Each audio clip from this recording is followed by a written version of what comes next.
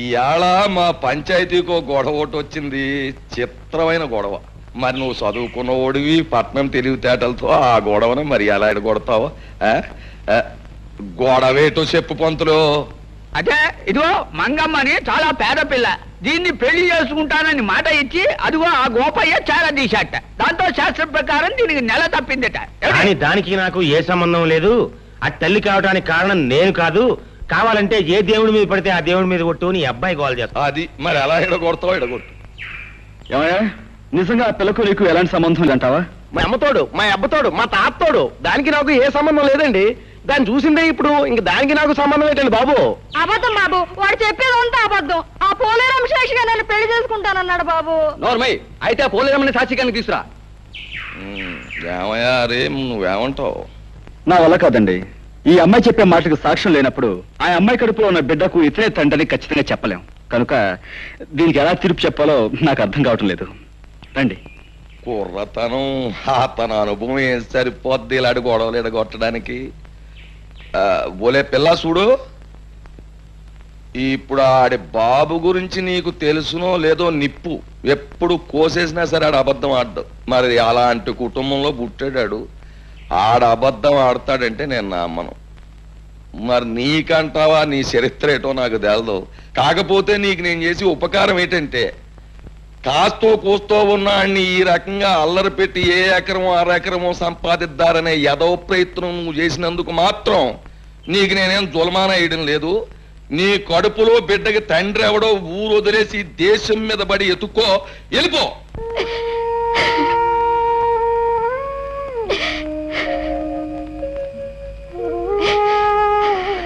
అక్క అక్క, మన తిరణాల్లో కొన్న లాటరీ టికెట్ కి 5 లక్షలు వచ్చాయి. వచ్చే మంగా నువ్వు ఎంత అదృష్టవంతురాలివే. ఆ డబ్బుతో పొలాలు కొనుక్కోవచ్చు, గొడ్డు గోదా కొనుక్కోవచ్చు, పెద్ద ఇల్లు కట్టించుకోవచ్చు. తప్పకనే ఒలే మంగా, నిన్ను కాదన్న కానుంచి నా మనసు ఎంత విశ్వాసలాడిపోయి దిగాలు పడిపోతున్నదో నీకేడు తెలిసే. ఏదో మా మేనమామ 5 ఎకరాలు పొలం ఎత్తాడంటే ఆశపడి కాదన్నానే గాని నిజానికి నీ మీద ప్రేమ లేకపోతే కడుపుతదేటి? అసలు నిన్ను అన్యాయం చేస్తే ఈ భూదేవత భగవంతుడు నన్ను ఊరుకుంటారేటి? నీ కడుపులో బిడ్డ నా బిడ్డే, నువ్వు నా మడిచివే. అప్పుడు ఆ 5 లక్షలు కూడా నీవే కదూ గోపయ్య? ప్రజలారా, వీళ్ళ సంగతి మీకు తెలిసిందే. మంగ కడుపులో ఉన్న బిడ్డకు గోపయ్య తండ్రిని నిరూపించడానికి నేనే ఈ లాటరీ నాటకం ఆడాను. డబ్బు మీద ఆశతో అందరి ముందు నిజం ఒప్పుకున్న ఈ గోపయ్యకు శిక్ష ఏమిటో మీరే చెప్పండి. సరే, ఇప్పటిదాకా ఈ గొడవ నువ్వే ఎడగొట్టుకొచ్చావు గనక ఆ తీర్పు కూడా నీ నోటితోటే చెప్పేయి. ఓ మంచి ముహూర్తానికి ఈ పెద్దలందరి ముందు మంగ మెడలో ఈ గోపయ్య తాళి కట్టి తీరాలి. లేకపోతే ఈ ప్రజలందరి చేత ఇతర కాళ్ళు చేత. బాబు, బుద్ధి వచ్చింది. మీరు ఎప్పుడు కట్టమంటే అప్పుడు మంగమెళ్ళలో తాళి కట్టేస్తాను. నా గ్రామ ప్రజలారా, మన ఊరు పుట్టాకి ఇవాళ మనకు పెద్ద పండగ రోజు. ఏం చేతంటే, మన హరిబాబు తన బుర్రతోటి ఒక గొప్ప నిజాన్ని బయటెట్టి మరి ఆ అమ్మాయి జీవితాన్ని నిలబెట్టాడు, కుర్రోడికి బుద్ధి చెప్పాడు, వాళ్ళను ఇంటోళం చేశాడు. అంచేత పోబోతున్న మాతరం కంటే 100 ఏళ్ళు బతకవలసిన ఈ కుర్రాడు ఇప్పుడు గ్రామంలో ఉన్న సమస్యలన్నీ పరిష్కారం చేసి గ్రామంలో న్యాయాన్ని ధర్మాన్ని నిలబెట్టవలసిందిగా కోరుతూ ఈ కుర్చీలోకి వచ్చి కూర్చోమని, ఈ దండాన్ని తీసుకోమని మీ అందరి తరఫున కోరుతున్నాను. హరిబాబు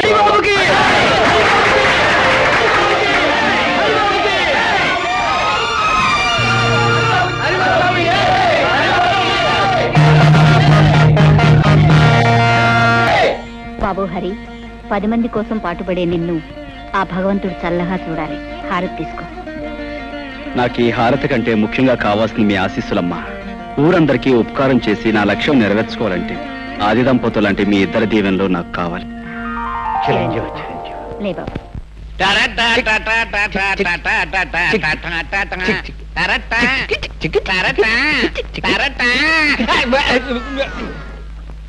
ఏవో చలపతి, ఇవాళ పొద్దున్న టిఫిన్ జరపకొచ్చే శాస్త్ర ప్రకారం కాఫీ టిఫిన్ లాగా అయ్యి ఉంటుంది. అదేం కాదయ్యా, పొద్దునే మా అమ్మ నష్టపడలేకొచ్చాను. రామ రామ రామ సీత, రామ రామ రామ సీత, ఎవడు కూడాడా? దెయ్యం పట్టిందా ఏమిటి అవతారం? రాత్రి పుచ్చుకున్న నాటి ఇంకా దిగలేదేమో. నీకేం పోయే కాలం వచ్చిందిరా? ఆ చేతుల్లో నీ తీసుకెళ్లి పెరగదొడ్లో పారేసి అదే చేతితో కాఫీ టిఫిన్లు పట్టుకురా. రామచంద్ర ప్రభు. నన్ను వెళ్ళండి, ఇది కళా నిజమా? మధ్య మాంసాదులే తల్లిదండ్రులుగా భావించే ఇతను ఇలా తయారయ్యాడేమిటి? పెద్ద పులికి మీసాలు తీసేసి పంగనామాలు పెట్టినట్టుంది. ఎలా చూడం ఆయన ముఖం? మతులు పోయి మాట్లాడకండి నాయనలారా. ఈ వేళ నుంచి మనందరం దైవభక్తిలో ఆధ్యాత్మిక చింతనలు పవిత్రంగా గడపాలి. అయ్యా, ఈ విషయంలో మమ్మల్ని వదిలేయండి. కాదు నాయన, ఈనాళ్ళు మనం స్వల్పమైన సుఖాల కోసం, ఆస్తుల కోసం, పదవుల కోసం పాకులాడాం. ఊరు బాధ్యతనంతా యువకుడైన హరికి అప్పగించేశాక ఇక ఈ శేష జీవితాన్ని రామనామస్మరణలో గడపాలి అని నిర్ణయించుకున్నా. ఈ నిర్ణయం స్కీమింగ్ మంచిదే, నేను వస్తాను. ఉండు, ఈవేళ పొద్దున్న మా ఆవిడ అవుతానండి, నేను వెళ్ళాలి. 12వ మైకి పెళ్లి ముహూర్తం పెట్టాలి. ఆగండి, ఒక్క అడుగు కూడా ముందుకు వెయ్యడానికి వీల్లేదు నాయనలారా. నాతో పాటు మీ అందరూ కూడా రామనామ సంకీర్తనంలో పవిత్రంగా బ్రతుకుతారు ప్రభు అని ఆ శ్రీరామచంద్రుడికి నేను మొక్కేసుకున్నాను. పదండి. అదేమిటి పూజారి గారు, స్వామివారి విగ్రహంలా అలా దిగుసుకుపోయారు? మా హరిబాబు పేర స్వామివారికి అర్చన చేయించాం. అలాగేనండి. రామ, కోదండ రామ, చీకట్లో బతుకుతున్న మాకు హరిబాబనే దీపాన్ని ప్రసాదించి వెలుతురునిచ్చావు. మాకు ఊరికి ఎంతో ఉపయోగపడుతున్న ఆ చిరంజీవిని 10 కాలాల పాటు చల్లగా ఉండేలా ఆశీర్వదించు స్వామి. అనందయ్య, రామా. నన్నొక్కడే కాదండి, ఊరందరినీ కూడా చల్లగా చూడమని ఆ భగవంతుని కోరా. అదేమిటి హరిబాబు, స్వామి నిన్ను చల్లగా చూస్తే ఊరు నువ్వు చల్లగా చూస్తావనే నమ్మకం మాకుంది.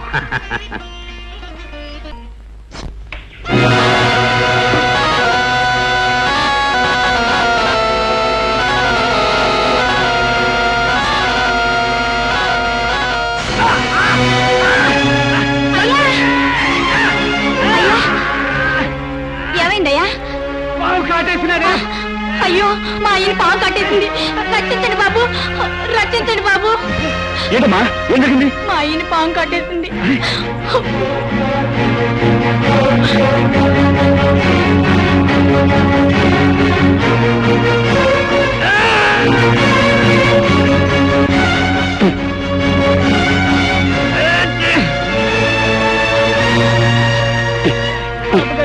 మా ఆయనకి మరేం పర్వాలేదమ్మా, ఎందుకని మంచిది. బ్రహ్మగారి ఇంటికి తీసుకెళ్తే ఆయన ఏదైనా పసుముందు వేస్తారు. రండి. పొద్దున్నే ఆ వీధుల వెంట వెళ్ళడం ఏమిటి, ఆ కుక్కలు అరవడం ఏమిటి, ఆ పిల్లలు రాళ్ళిచ్చుకుని కొట్టడం ఏమిటి, ఏమిటి మనకి కర్మ? పోలేండి, పొద్దున్నే గుళ్ళు గోపురాలంటూ తిరిగినా రాత్రి అయ్యేసరికి మందు స్కీమింగ్ లోనే ఉన్నాం కదా. ఎలాగూ మందు కార్యక్రమం ఉంది గనక శాస్త్ర ప్రకారం ఆయన వచ్చేదాంటి కాస్త భక్తి నటించి భజన చేద్దాం. సంబరపడిపోతాడు జీవి. రామ రామ రామ సీత, రామ రామ రామ సీత, రామ రామ రామ సీత, రామ రామ రామ సీత. చాలా సంతోషం. మీరు అలా భక్తి పారవశ్యంలో చెలరేగిపోతుంటే ఈ సీతారాములు ఎంత ఆనందిస్తారు. కానీ రామ భజనకు ఓ పద్ధతి ఉంది. దయచేసి భక్తులంతా తివాసి మీద ఆశీనులు కలిగి ఇవాళ తివాసి సెటప్ అనుకుంటాను. అది రాముడు, ఆ పెట్టి తీసి ఎవరి వాళ్ళకి అందించి.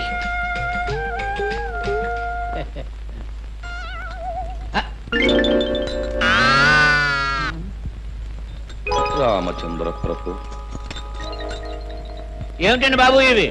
చిడతలు తాళాలును. ఎందుకండి? పసందుగా భజన సాగించడానికి అవసరమైన సంగీత సామగ్రి. వీటితో మేమంతా భజన చేస్తాం. మరి మందు? ఛీ, రామ భజన చేసే నోటితో మందు అని అడగడానికి సిగ్గులేదు నీకు? ఈ వేళ నుంచి ఆ నీచము క్షుద్రమైన పానీయాన్ని వదిలేశాం. భజన కాగానే శ్రీవారి పాదతీర్థం, ఆ తర్వాత చల్లటి కొబ్బరి నీళ్ళు. అమ్మో, నా కడుపులో పోట్లు వస్తున్నాయి, నేను ఇంటికి వెళ్ళిపోతాను.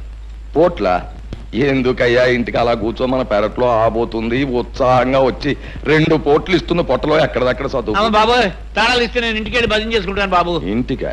వ్యక్తిగతంగా భజన చేస్తే ముక్తి మోక్షం లభించవు నాయన. భజన అనేటటువంటిది ఎప్పుడు కూడా ఒక చోట కూర్చుని ప్రశాంతంగా సామూహికంగా చేసినప్పుడే దాని ఫలితం. మర్చిపోయాను, రేపటి నుంచి ఇదే వేళకి ప్రతిరోజు ఇక్కడ భజన కార్యక్రమం ఉంటుంది. ఒకవేళ ఎవరికైనా ఒంట్లో జ్వరం వచ్చి గాని, కడుపులో పోట్లు వచ్చి గాని, నీరసంగా ఉండి గాని, భజనకు హాజరు గాని పక్షంలో నేను మాత్రం రాను. ఒక గంట అటు ఇటులో ఆబోత్ వచ్చి మిమ్మల్ని పరామర్శిస్తుంది. పంతులు మొదలుపెట్టు.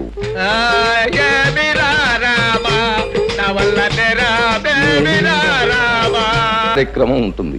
ఒకవేళ ఎవరికైనా ఒంట్లో జ్వరం వచ్చి గాని, కడుపులో పోట్లు వచ్చి గాని, నీరసంగా ఉండి గాని, భజనకు హాజరు గాని పక్షంలో నేను మాత్రం రాను. ఒక గంట అటు ఇటులో ఆబోత్ వచ్చి మిమ్మల్ని పరామర్శిస్తుంది. పంతులు మొదలుపెట్టు.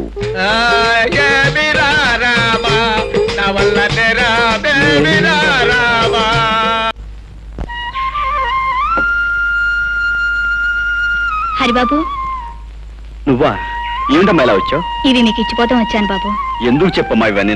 మా అయ్య ప్రాణాలు కాపాడి మీకు. మా ప్రాణాలు ఇచ్చినా తక్కువే అవుద్ది. ఏదో కలిగినంతలో తెచ్చాను, కాదనకి తీసుకోండి బాబు. భలే దానివే. నేనేదో ఊరికి ఉపకారం చేసినట్లు ఏమిటమ్మా ఈ కానుకలు? నిజంగానే మీరు ఈ ఊరికి ఉపకారం చేశారు. మీరు వచ్చిన తర్వాతే ఈ ఊరు బాగుపడింది. మీరు దేవుడు లాంటి వారు బాబు. నేనేవి దేవుని కాను, దేవతని కాను. నీలాంటి మంచి మనసున్న చెల్లెమ్మకు అన్నయ్యను.